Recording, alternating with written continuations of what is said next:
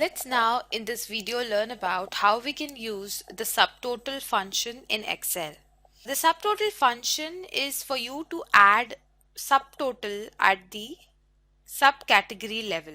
For example, we have different subcategories, and if we want to add totals to it on that level, we can do that mechanically as well by identifying the subcategories and then totaling it, or you could use the subtotal function.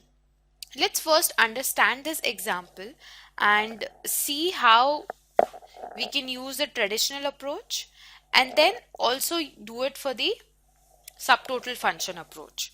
So understanding this example first, you can see that this is the information regarding various salesmen. We have their city that they belong to, the state, segment, and the various quarters, the quarterly performance and the total of it.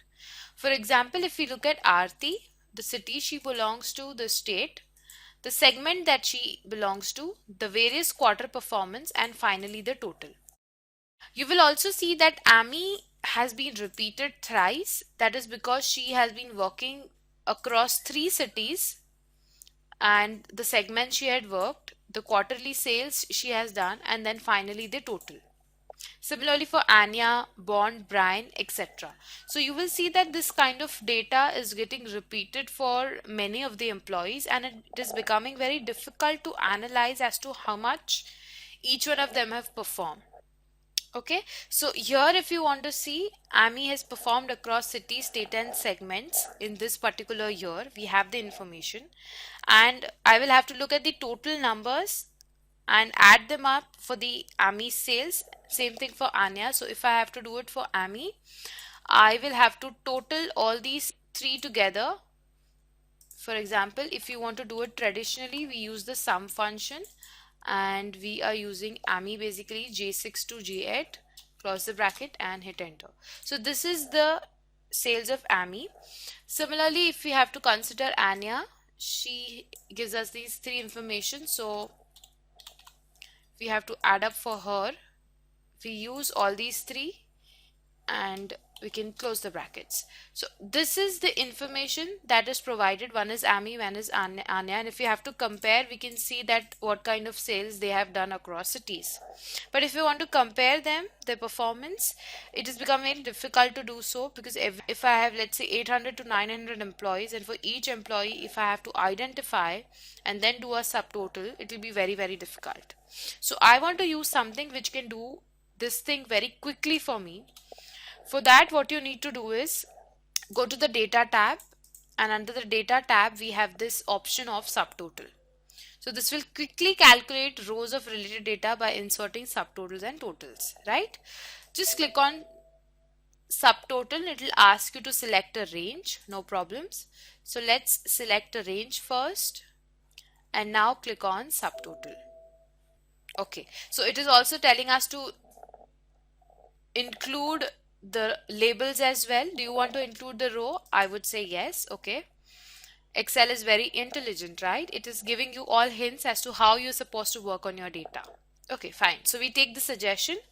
Now here at each change, what do you want to consider? The salesman, city, state or segment, or the quarters? I want to do it on the basis of salesman, so I leave it salesman only.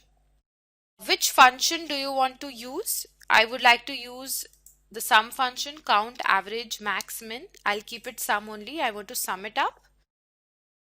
I want to add all the segments, the total segments, or how do you want it? Let's say I want the total.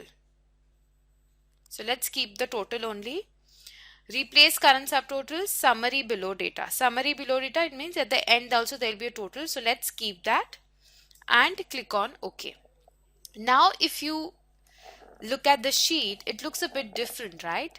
We have certain additional rows that got inserted, which is giving us the total for each of these salesmen. For Aarti, for Amy, we have a separate total. For Anya, for Bond, Brian, Bruce, Charles, Christopher, and then finally we will also have the grand total, right? At the left hand side, if you observe, there are certain numbers within the group. Now what is this?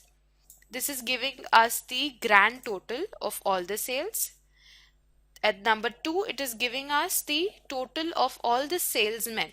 Okay, and then finally the grand total. And at number 3, we can find all the modules together with individual level of work done. Okay, so if you have to click on minus sign, all the data gets this kind of providing us a summary that we saw in 2. Let's see all the data over here under the third number option that we are getting. Okay, so under 3 we have the individual granular level data, under 2 we have only the subtotals of each salesman, and under 1 we have only the grand total.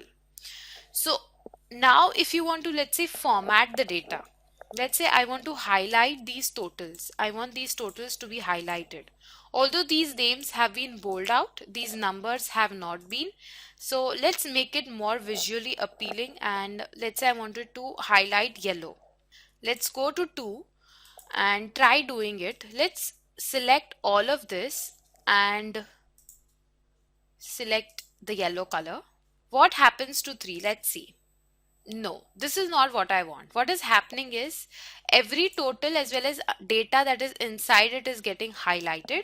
This is not what I want. So let's get back to 2 and remove this coloring effect. This is not what we want. We want only the totals to be highlighted yellow. So in order to do that, what you can do is just select the range over here. Click F5 on your keyboard, and what you see is the go to function. This go to function will help you color only the selected cells. So after clicking F5 on your keyboard, this go to command will open up. Here you need to click on special and click on visible cells only. Okay, so you want to highlight only the visible cells. Since these are the visible cells, we want them to be highlighted, and we click on OK. So you will see that they are now selected correctly. What you can do is now go ahead and give a color. Let's now go to sheet number 3 over here, which is giving us the granular data, and you will find that the coloring has happened the way we wanted it to happen, such as only the totals have not now got highlighted, and now it is clearly visible that this is basically the subtotal of this category. Fine. So this was how we can use the subtotal function in order to provide totals to subcategories and format them to make it more visually appealing.